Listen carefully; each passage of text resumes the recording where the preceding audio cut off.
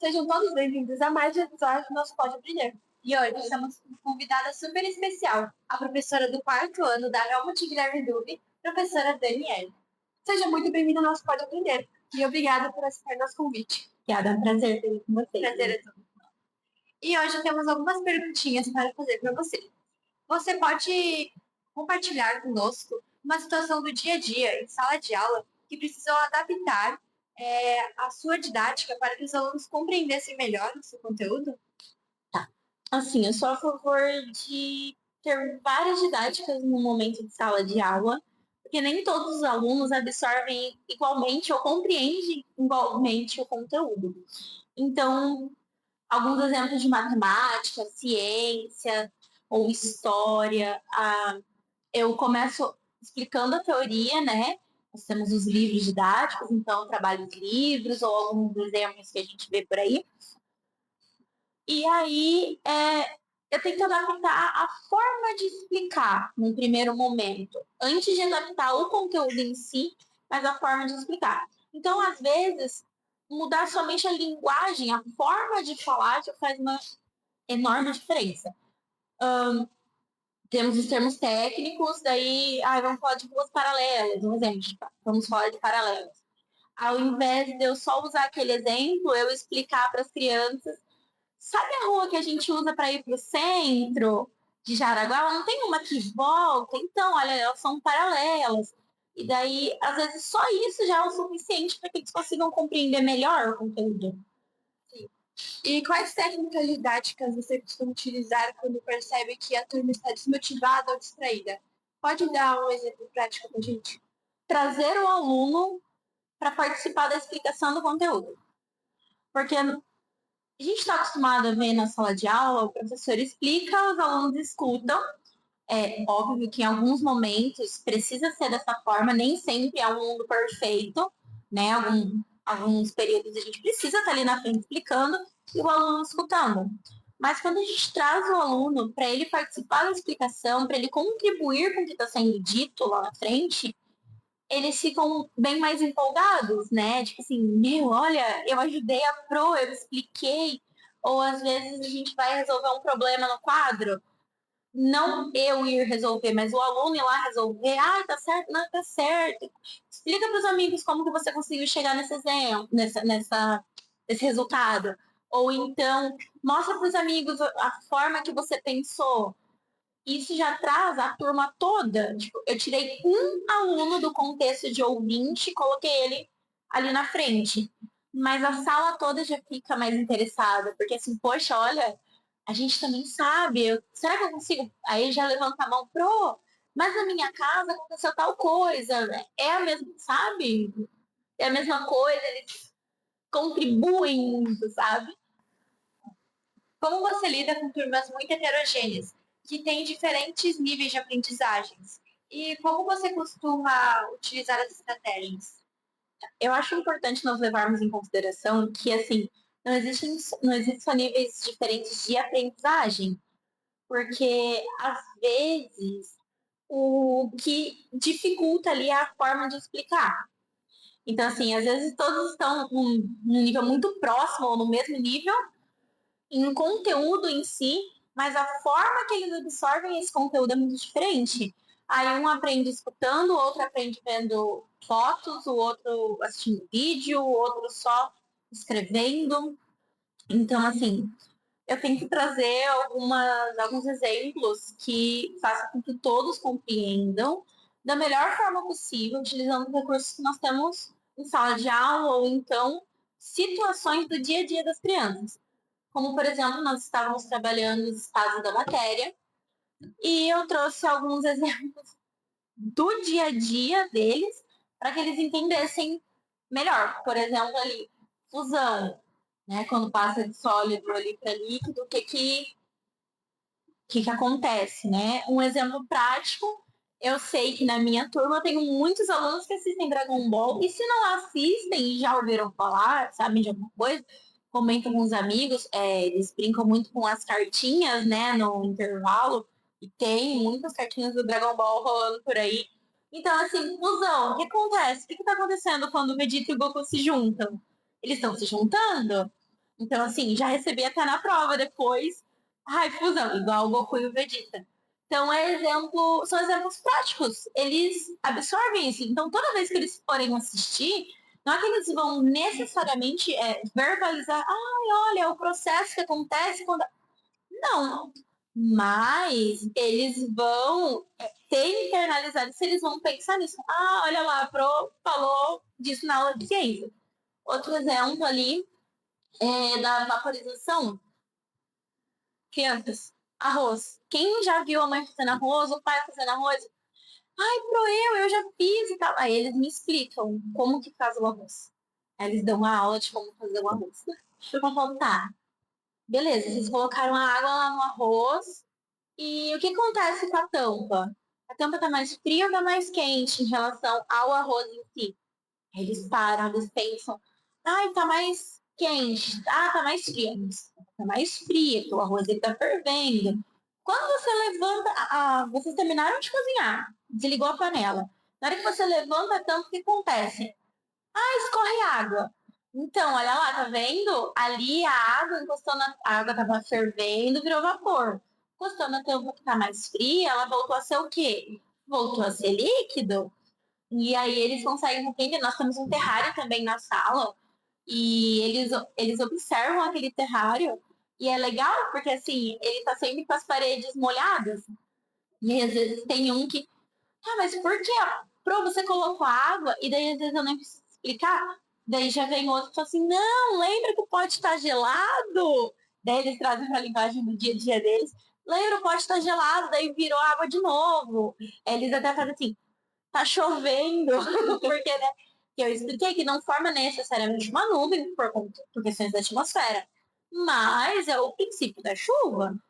A água evaporou, condensou e vai cair novamente em forma de chuva. Outro exemplo que eu usei, infelizmente não deu para ser um exemplo prático, eu não pude levar o quarto ano para passear de navio, mas nós usamos a imaginação. Falei, galera, a gente vai aprender o que acontece com as moléculas, né? Quando tá sólido, líquido, gasoso, porque eles não vão se aprofundar nesse assunto, mas eles precisam entender o conceito, né? Então, vamos lá, imagina a nossa turma. Quantos alunos a gente tem? 23, 25. Tá, pega todo mundo da nossa turma e a gente vai entrar dentro de um Fusca. Meu Deus, Pro, não vai dar para se mexer. Porque no Fusca cabe 5 bem apertado ainda. Então, assim, 25 alunos, vai dar? Não vai dar. Então, quando a água congela, acontece isso, as moléculas são todas juntas, apertadas, não conseguem se mexer. Agora pega a gente, nossa sala aqui de novo, e coloca dentro de um ônibus. Um ônibus, não um ônibus enorme, um ônibus comum. Já vai ficar mais confortável, não vai? Então, acontece quando a matéria está líquida, as moléculas elas já se separam um pouco mais, fica mais confortável. Agora, imagina assim, pega a nossa sala e coloca naquele navio gigante. Aí um já fala, igual o Titanic, igual isso, lá do Titanic, mas antes do iceberg. Daí já, né, a gente já traz, a gente já pergunta, o iceberg, a água tem que estado? Sólido. Então, assim, já pra, né? Então, ó, expõe só nessa sala, não vai ter mais ninguém lá dentro. Como que vai estar? Vai dar para correr, vai dar para brincar? Não, vai fazer um monte de coisa. Então, assim acontece quando a água está em estado gasoso, porque ela tem muito mais espaço para se movimentar. Então, para eles conseguem visualizar de certa forma mais fácil. Porque mesmo que não são exemplos práticos, né? Eles não estão colocando a mão na massa, praticando alguma coisa, mas eles conseguem visualizar. Aquele que absorveu o conteúdo quando eu expliquei a forma didática do livro, para ele já entendeu e ele só está continuando complementando o conteúdo para ele. Aquele aluno que não entendeu, que estava tipo assim, mas sólido, daí, sabe? Não sei, não entendi. Ele consegue trazer, né, em exemplos mais fáceis para ele. Outro exemplo de coisa de forma didática que eu costumo utilizar são jogos. As crianças jogam muito, celular, computador. E aí, por exemplo, matemática.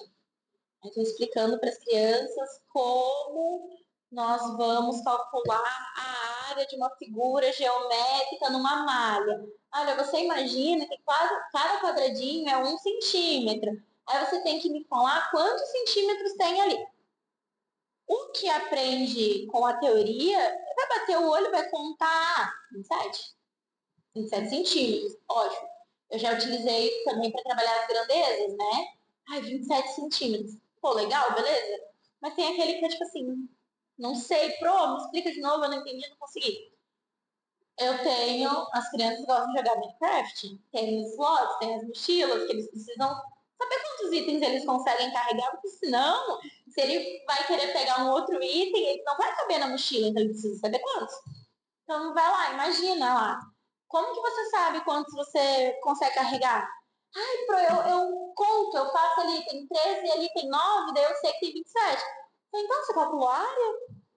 Olha aqui. E daí mostra no papel e traz exemplo. E daí na prova essa criança ela vai entender. Porque se ela não conseguir, às vezes a forma que está escrito, o problema ela não vai conseguir resolver, mas ela, ai, pera, eu tava jogando Free Fire e daí eu precisava comprar uma skin que custava R$ 20, mas eu tinha 18. Eu precisei de dois. Então, sabe, ele depois consegue complementar os exemplos dele, sabe? E, na sua opinião, como situações do cotidiano podem ser usadas como recursos diários para tornar o conteúdo mais significativo para os alunos? Trazendo as crianças para compartilhar a vida delas no momento da aula. Não só assim numa conversa, mas na prática mesmo. Explica pra Pro como que você faz a comida na tua casa, um exemplo, né? E daí ela explica, nós estávamos estudando as transformações físicas e químicas. Transformação física. Vamos lá, gente, preciso de exemplos de transformação física. Pro, eu não sei. Aí eu explico a teoria. Aí vamos lá na prática. Imagina que nós estamos fazendo um bolo. Eu fiz um bolo de chocolate ontem com a minha mãe, com a minha avó. Tá, agora esse bolo, você pegou e a massa crua, você colocou no forno e assou. Que transformação que aconteceu ali?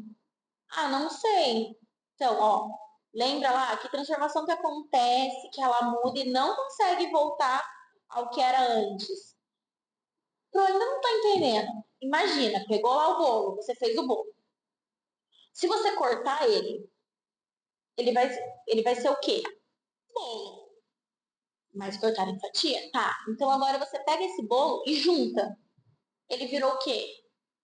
Continua sendo bolo. Então, foi uma transformação física. Ele estava redondo, a gente cortou, virou fatia triangular. Beleza? Só que lá na massa do bolo, a massa crua, se eu pegar a massa crua e eu assar no forno, depois que ela assou, eu consigo fazer ela virar massa crua de novo? Não sei. Eu falei, tá, imagina, eu coloco água ali, o que vai acontecer? Vai ficar aquele bolo molhado, vai ficar nojento. Então, ele voltou a ser massa crua? Não, foi uma transformação química. Ele não vai voltar a ser massa crua. Ele vai ser bolo. Entende? Então, eles compreendem muito mais fácil. Eu expliquei o conteúdo, mas com o assunto que eles gostam. Todo mundo gosta de bolo. De bolo, pizza. Então, assim, é legal. Um exemplo da maçã. Se eu pego uma maçã e se eu corto ela vai continuar sendo uma maçã? Vai. Então, é uma transformação física. Agora, se... Eu conto uma história, né? Se eu vou comer a maçã, tocou minha campainha, deixei ela aqui. Aí tocou a campainha, eu tive que sair, fui lá pro centro resolver o problema. Na hora que eu voltei, a maçã estragou. Se eu voltar ela pra geladeira, ou se eu juntar ali, ela vai continuar sendo maçã? Não, ela tá podre. Foi uma transformação química. Então é mais fácil para eles entenderem. Você costuma utilizar recursos como vídeos, músicas, até mesmo aplicativos nas suas aulas? E como isso contribui no processo de ensino-aprendizagem? Eu utilizo com eles, na maior parte, com aulas que nós temos poucas durante a semana. Por exemplo, aula de artes nós temos uma. Então eu tô trabalhando teatro com eles. É mais fácil eu mostrar exemplos de teatro para eles do que eu só explicar. Porque assim, o recurso visual, ele tá para facilitar a nossa vida, né? Então, eu queria trabalhar com eles teatro de improvisação. Aí eu mostrei um exemplo de teatro de improvisação. Porque eu levei 4 minutos para explicar o que era. E daí eu consegui fazer uma dinâmica com eles, onde eles fizeram a improvisação. Os recursos tecnológicos, eu enxergo que eles são facilitadores para nossa aula. Então, assim, eles às vezes, um conteúdo que eu vou demorar 2 aulas explicando, eu consigo explicar em 4, 5 minutos. Claro que a gente tem aquele aluno que ele não aprende no visual, ele precisa da explicação. Mas é mais fácil eu explicar em cima de um vídeo, em cima de uma música, em cima de um conteúdo que ele já viu antes. Né? É igual estudar algum conteúdo antes do professor passar, é muito mais fácil. Eu sei que o professor vai começar a trabalhar teatro, eu leio em casa sobre o teatro. Na hora que o professor vai explicar, eu só vou tirar as minhas dúvidas. Eu não vou estar num universo completamente novo, onde eu não sei nada sobre aquilo. Então, facilita a vida para as crianças. Trabalhar ali apresentando. Nós trabalhamos bastante também com recurso visual, vídeo, músicas, no projeto do Proeva, porque é abstrato para eles explicar. Sabe o encanamento da casa de vocês? Ele faz a coleta da água da chuva. Sabe? Fica vago. Eles sabem que tem um encanamento na casa que recolhe a água da chuva. Mas será que todos já viram? Será que todos já tiveram a oportunidade de estar passando por algum lugar que estava em construção e ver que fica? Não. Então, vamos procurar um vídeo, vamos trabalhar na apostila, sempre em conjunto. Nem sempre só o vídeo, não só a música, não só o recurso físico, mas em conjunto, né? E eles têm também o sala de aula, que eu utilizo bastante recurso, é muito importante para que eles compreendam que celular, computador não é só uma ferramenta de distração. Eles podem utilizar essa ferramenta para absorver conteúdo de forma divertida, não precisa ser chato. Eu até sugeri para eles, tem um aplicativo que é para estudo, que você programa, eu vou estudar meia hora hoje. Quando você consegue, você não usa o celular por meia hora, você ganha um castelo, uma plantinha, e você vai montando o seu mundo. Então, e eles trazem para mim, Bro, sabia que ontem eu consegui um arbusto com flor rosa? Porque assim, eles utilizam, sabe? Eles estão usando a tecnologia, mas de uma forma proveitosa, não só para se distrair. Sim. E já aconteceu de alguma técnica didática não funcionar com alguma turma específica? E o que você fez quando isso aconteceu? Entrei em desespero, mas fingi que não. Aquele. Não, já teve, porque às vezes a gente peca por não estar acompanhando a linguagem das crianças, né? Eu sou mais velha que eles, então eu falo de uma forma, eles falam de outra, e nem sempre a gente se preocupa com isso. Então, às vezes, eu já falei, um exemplo idiota, tem que tirar xerox de tal coisa. E nós tipo, o que é xerox? Eles não sabem. Então, eu acho que assim, eu já estive desatualizada porque eu não dava aula para os anos iniciais antigamente. É a minha primeira turma nos anos iniciais. Então, assim, é um grande desafio acompanhar a linguagem deles. O que eu fiz, na verdade, foi conversar mais com eles, entender a rotina, entender o cotidiano deles, para eu entender a forma de falar, porque a didática está nisso, né? Não é só na forma de apresentar o conteúdo, mas a linguagem, eu tenho uma linguagem com uma turma e eu tenho uma linguagem com a outra, porque são diferentes, então eu não consigo falar do mesmo jeito com uma e do mesmo jeito com a outra.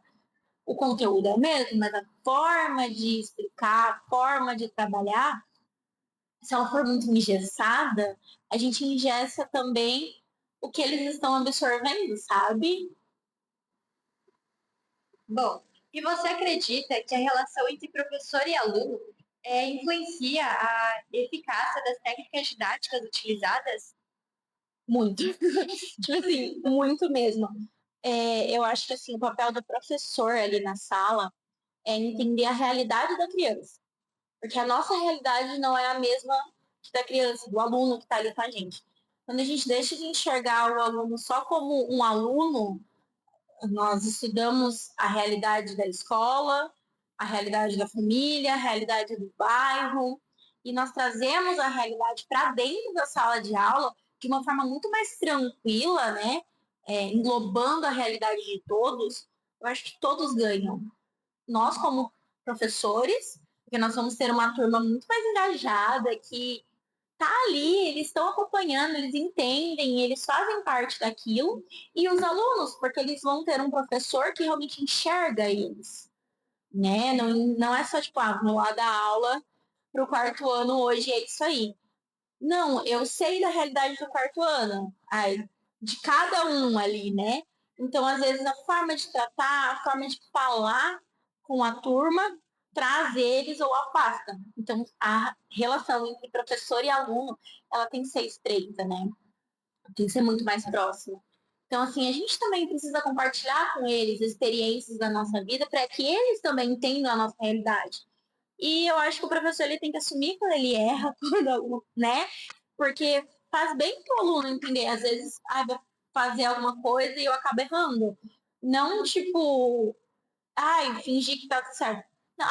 Meu, errei, olha que bom que você me corrigiu, é isso mesmo. Então a gente estreita essa relação, né? Fica muito mais fácil o convívio dentro de sala de aula.